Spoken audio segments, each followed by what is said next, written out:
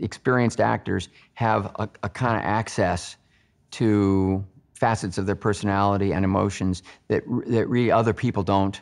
Non-actors just don't appreciate. They don't understand. My wife, Cheryl, has a degree in psychology. And in her senior year at Cal State Northridge, in order to get her degree, she needed to do an experiment. And in the class, they had said that people could not really control their emotions. That if you hooked them up to the sort of like a lie detector test, they couldn't significantly, sort of clinically, statistically move the needles.